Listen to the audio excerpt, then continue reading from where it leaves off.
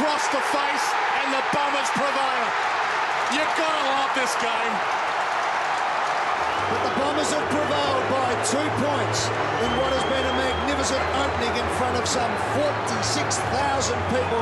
We didn't handle the defensive side of our game well in that last quarter, and it's a learning experience. Luckily, we got away with the 4 points, and we can move on. But that game was really important for us to go back and show our players what we didn't do well.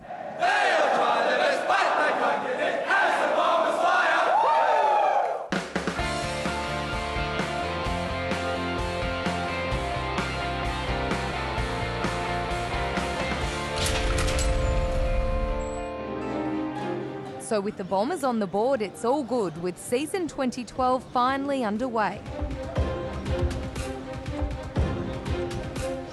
And the happiest man at Windy Hill?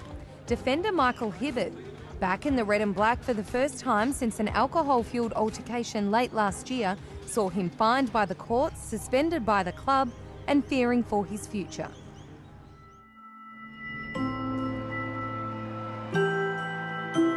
When I first ran out there, you look around, and it was like I was just happy to be back out there, and to be back out there with the group again was it was just great. Amongst my best mates now, because I play footy, I see all the guys every day. Hands it out. Hibbert had a couple to beat. Splendid knock on.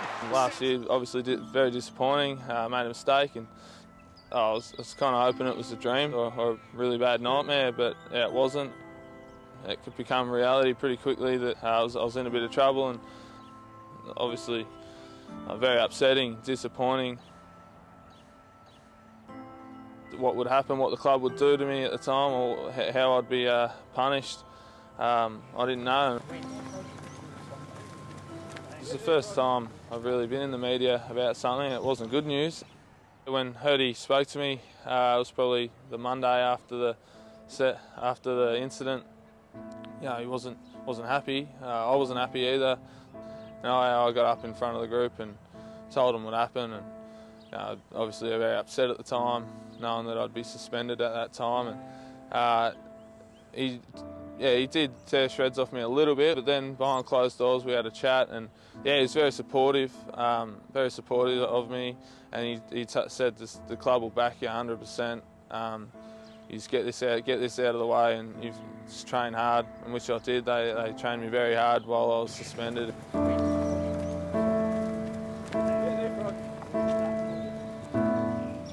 So it was a bit of an awakening that I'm in the AFL system now, and you got to wake up and grow up a little bit, and know that whatever we do is scrutinised. I just wanted to be a 21-year-old kid doing what everyone does, but you wake up and you realise this is what I want to do. I want to play AFL footy, and that kind of stuff can wait. To ditch the alcohol and not go out and stuff like that doesn't mean anything to me. I want to play football, and I want to play for the Essendon Footy Club. Your votes on the Essendon website decide the True Value Bomber of the Week, and the Round 1 nominations are Old Man Fletcher, beginning his 20th season in the AFL with the agility and flexibility of his first. He goes long and strong, Edwards, and up goes Dustin Fletcher, 20 years in the game. Brent Stanton's brilliant running goal. Sets it up. Monfries, Stanton, open forward line. Bounces down the outer side, can have another one. No one comes at him. Goes to Hill, hands it out wider to Monfries. Could have gone inside to Dempsey. Surely a free Monfries. Hands to Stanton. Play on advantage. Goal of the night. And Heath Hocking. He may not remember the match, but his first-minute contribution won't be forgotten in a hurry. It looks as if he hasn't moved. He's up now. Okay, and he's looking around to see who did it. And congratulations to Gail Taylor, who correctly selected Dustin Fletcher as the TVB and is now in the season-ending draw to win the True Value Solar Energy System, valued at almost $3,000. See essendonfc.com.au for full terms and conditions. Wayne Bennett and the Newcastle Knights were in town on Friday to play the Storm, and our fitness guys know their fitness guys reasonably well, so came out to have a look at training and just have a chat to us as coaches, and really beneficial. And obviously a legend of the game and rugby league, also a sporting legend in terms of coaching in Australia. So great to get some insights off him, and I think it'll be beneficial having that relationship. It was more about just general philosophies on football and coaching athletes, and I suppose some of his wisdom over 25 odd years of coaching at the elite level. He knows a lot and understands a lot. I think he can always gain from talking to those sort of guys. After the break, super sub Nathan Lovett-Murray. Closing, Bombers need the goal. Lovett-Murray gives it to them. They're not done yet, the Bombers. And a lifelong Bomber joins his Hall of Fame heroes. I'm very proud to have played in grand finals and achieving every footballer's dream in bringing home the Premiership Cup 3 times with my teammates.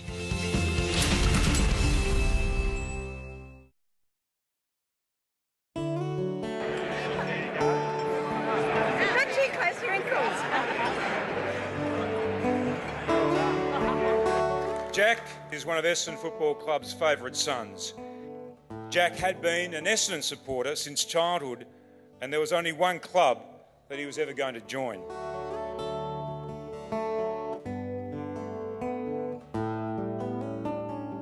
When I was 8, Dick Reynolds in 1933 played his first game, and my father said, "Would you like to go to the football?" Essendon supposedly got a great recruit, the best footballer they've seen. And I said, yeah, I'll come. So I went. I was only 8. I can't remember much about the game, but in the preceding years, I used to walk up from Ascot Vale near the showgrounds up here to Windy Hill and watch the Bombers play. He came to Essendon's notice playing in a scratch match when he was stationed in New Guinea during World War II. We played football. They built a ground up there with a bulldozer, raked it out. It was pretty rough old ground, I can tell you. And we played different battalions on the island and signals and transports and everything like that. I was in the 24th Infantry Battalion, actually.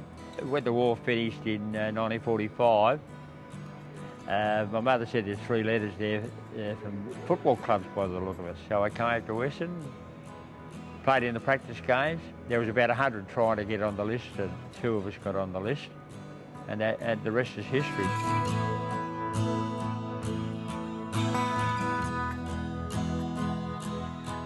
He went on to play 175 games for the Bombers between 46 and 1954, and to this day his 133 consecutive games between 1946 and 1952 is still an Essendon record. So I was lucky I was there at the right time. We played in 7 consecutive grand finals and won 3 premierships, so what more could you ask for? And it's all luck that what time, what age you are, and when you get there, when you arrive at the club. Oh, well, it's very hard to split the 3 of them, Hutchison, Coleman and Reynolds, but Hutchinson was a beauty. Hutchinson, he was unbelievable. In today's football, they write him up if they got 40 possessions, he would have got 50. He'd still get them today, he was unbelievable.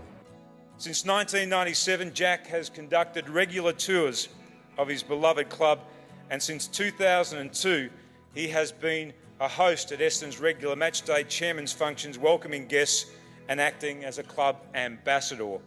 This is the players' room. They can come in here any time they like. This is their room. One bloke's asleep over there at the moment, Michael Hurley. I got him. Tonight, the club inducts Jack Jones as a member of the Essendon Hall of Fame.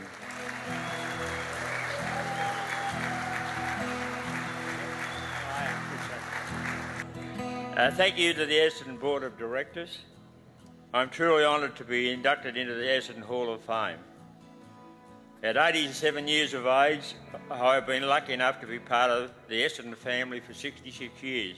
It's still great. It's always been a great club, Essendon. I'm a bit one-eyed, so it's not much good to ask me about Essendon.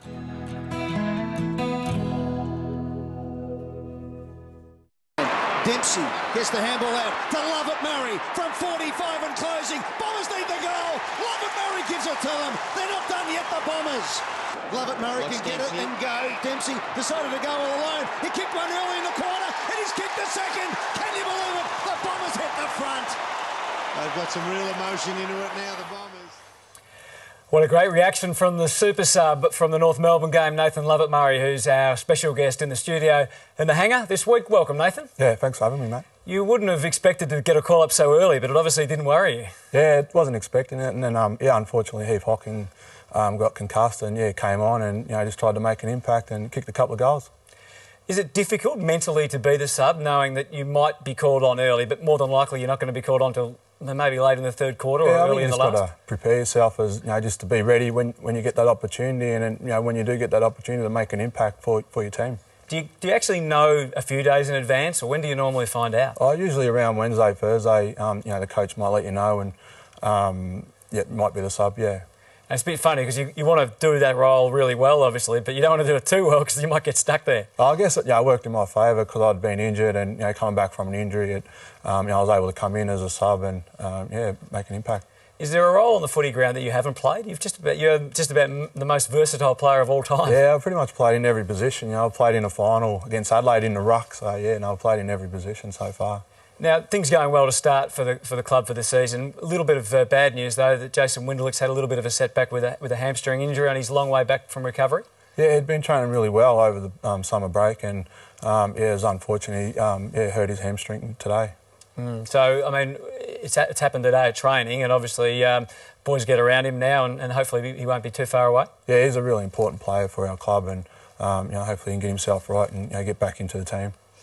Hot topic is Indigenous football. The club recently announced that Michael Long, officially at least, he's sort of been unofficially, I guess, the Indigenous ambassador for the club, but that he's going to take that role, which is fantastic. Yeah, he's a great person, Michael Long, and what he's done for the club, but also what he's done for Indigenous people in general in terms of off-field stuff. And to have him around the club, a lot of the players, Indigenous and non-Indigenous players, are going to get so much from him. Let's have a listen to what he had to say about the importance of not just the role, but just Indigenous football and the issues and what AFL has been able to do for Indigenous people. I think football unlocks the opportunities for our kids, boys and girls, and I think that's something that we want to build on all different levels, football and our women as well. So it's something that I think we've seen only just a glimpse of it, and I think there's a long way to go and I think football can make that difference. It's been a hot topic, hasn't it, as I mentioned. In your opinion, is there a problem? I mean, are we not getting the best out of our Indigenous players? Are we losing too many, or are we on the right track? Yeah, I think it just comes back to that education for some clubs. I know being at Essendon, I've been able to run cultural awareness sessions at the football club where I've been able to bring Indigenous elders to come in and teach the playing group and also the coaching staff about Indigenous culture. And I think some clubs still probably need to do that and get it right and educate their the players and their coaching staff about Indigenous culture, just to have a better understanding about Indigenous players. So is it more responsibility for the club, the AFL, or the players? Yeah, I think it's everyone. Everyone's got to come together, and I've been really lucky to be a part of Essendon Football Club, and we've had people like Kevin Sheedy and Michael Long it's always been open for that Indigenous culture, and we've been able to go to remote communities through our partnerships, and I think that's really helped. Former teammate of yours, Dean Rioli, has said that Jason Mifsud's position is untenable. What's your comment on that? Yeah, Jason's been a really big support for myself, throughout my time with Essendon, and he's a cousin of mine. We're both from the same tribe, and I think with Jason, he's just someone that he's got your back, and he's there for the Indigenous players, and we need to sort of come together and support Jason. So there's no issue for you as far as trust goes with Jason? No, I trust Jason with my life. Do you think it's going to be an ongoing issue this year, or do you think maybe there can be a real positive out of all the negative sides of some of these stories? Yeah, no, I think once football starts, everyone will start talking about football, and you see from the weekend, Buddy and Cyril Rioli, playing great football and exciting football. I think we need to focus more on the positive, and that's the football. Skip Thompson here from Kia. It's a big year for the rookies, so how are they stacking up? Okay, Jackson Merritt, how are you, mate? Yeah, good, thanks, Skip. That's the spirit. So tell me, what's it like being drafted to the Bombers, mate?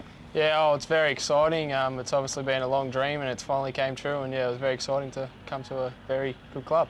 It's a great club, isn't it? Yeah, great. Have you always barracked for Essendon? No, when I was younger I actually supported North Melbourne, but converted over very fast. Things change, eh? Yeah, I like to think I'm pretty competitive and pretty determined. I think you are. We had a kick out there before, mate. You nearly murdered me. Oh, yeah.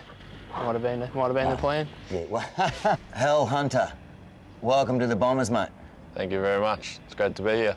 Well, when my name got called out, it was one of the best experiences of my life, and yeah, it's been great ever since I got here. Like winning Tats Lotto? Yeah, better. Yeah, better it is. Hopefully play some good footy and crack into the senior side and have a good season. Fantastic. Is this going to stay? Yeah, I think it will. Yeah, that's your look. Yeah.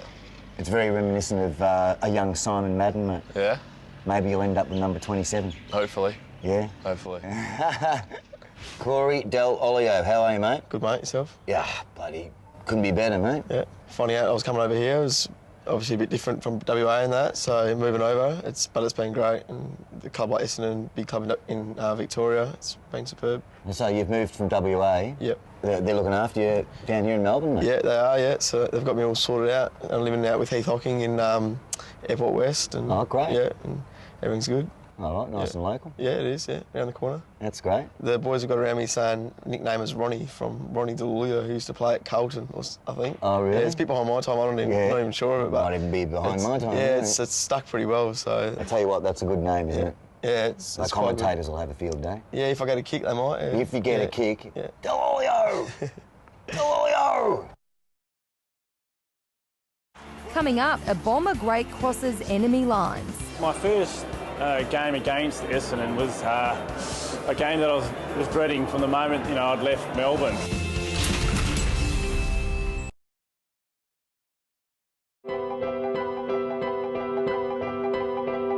Our mission in 2012 is to get better.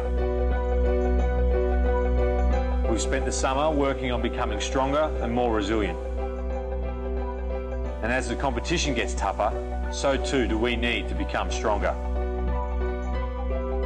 We are all committed to taking this club to its next era of sustained success. Our mission is to build a team that will deliver this club its 17th premiership.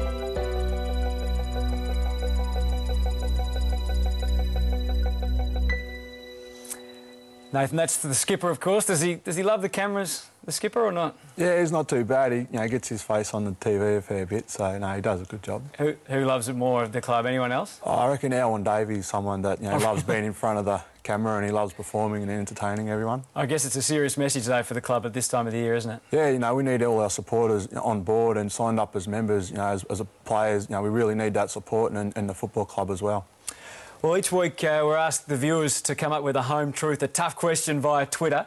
And it's a tough one for you this week, in fact. If you have a look here from SJ Williams at Make a Birdie Putt. That's a good handle name there. But best Aboriginal player to have pulled on the bomber jumper, Michael Long or Gavin Wanganeen. You'd have to have an answer on that. I reckon Gavin Wanganeen, because he won the Brownlow and played in the premiership. But really inspired by what Michael Long's done outside of football in terms of the long walk. He won't be happy with you for that. You know that, don't you? And of course, the prize for doing that is to SJ. You've won the $500 Antler luggage prize pack, and it is the toughest luggage going around, that's for sure, the Antler luggage. And speaking of Gavin Wanganeen, we're going to see him way back when he played his first game against Essendon all those years ago. That's coming up later on the show. Now, away from footy, you've got a lot of interest away from footy, and I guess part of your work with Indigenous people, and that's pretty well documented, but also being the manager of a band named the Young Warriors. I'll get you to chat about them in a moment, but let's just have a bit of a listen.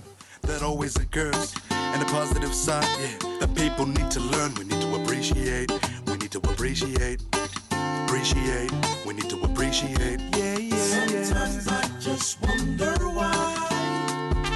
Sounds pretty good. Is that a real passion for you, and what can you achieve out of that sort of thing? Yeah, the band Young Warriors, I've been managing them the last 2 years, and they're signed to my record label, Payback Records, and You know, I guess I set payback records up to give young Indigenous people a voice through hip-hop music, and you know that's all that was about. And you know, we've been working on the Young Warriors CD. We're about to release it in May at the Long Walk event, the Young Warriors. So you know, I just see so many Indigenous people that are so talented, and sometimes they just don't get the opportunities. And you know, I wanted to set up payback records where we can create an environment for young Indigenous musicians to be able to come here and you know, make the most of the opportunities through their music.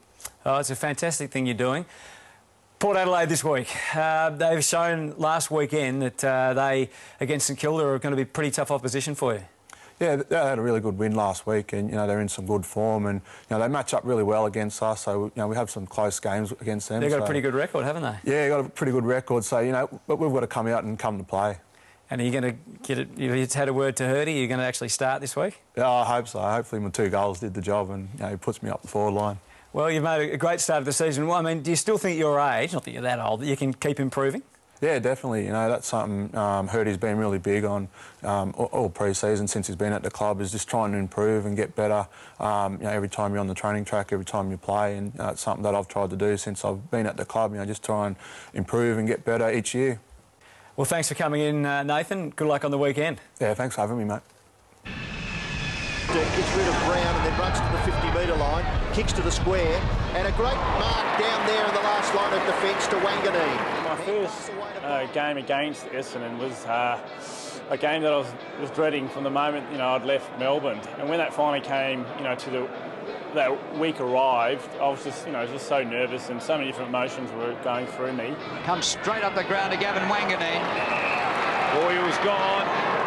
I was fresh out of Essendon. Still had obviously had a great love for the Essendon Footy Club. Still had red and black, blood running through my veins. It was just a crazy situation, and put it this way, I don't think I enjoyed the game. Running out there and just seeing all the Essendon boys that I played with the previous year, it was one of the toughest things I've ever had to do on footy. He's kicked back to the forward line. Collins and Wanganeen, terrific duel. I think it was only the second game of the year, so I remember going to the game quite underdone and didn't have much of pre-season, had a few injuries. Here's Gavin Wanganeen. Just a little hand pass, back out of bounds, another throw-in. Wanganeen finding it difficult to get into the game. He's had 5 kicks and 2 hand passes. There was no banter, none whatsoever. Gary O'Donnell just made a little comment, good luck not, or something like that. There was no banter, there never ever was. Gavin Wanganeen against his old club. Poor old kick though, close to the boundary line. That'll be a high tackle. Hurd and Wanganeen. I'm very privileged to be able to receive life membership here tonight and have great, so many great friends here and memories that I'll take with me, until I'm gone. Leaving Essendon was the toughest decision I've ever had to make in my life, and it was definitely the hardest decision. The thought had gone through my mind, did I make the right decision, did I make the right decision? That never left my mind for the next 8-9 years. Very fitting, Robbo, the Brownlow medalist. He won the Michael Tuck medal for being the champion player in the 9th series at the start of the year. And now he wants to cap it off with a goal. And he has. When Essendon won that premiership in 2000, I said to myself, well, maybe it was the wrong decision. And, I had demons, just running amok inside my mind, and I was a frustrated person. So, thank goodness I got one premiership back late in my career with Port, but, look, it could have gone either way. I could have been just as happy to stay in Bomberland. Number 4, the reigning Brownlow medalist, Gavin Wanganeen.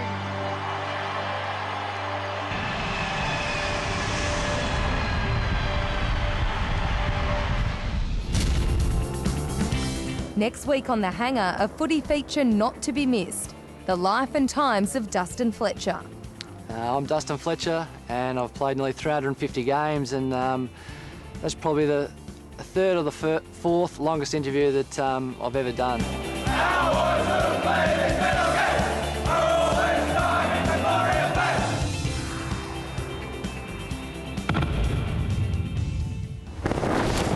This has been a Fox Footy production.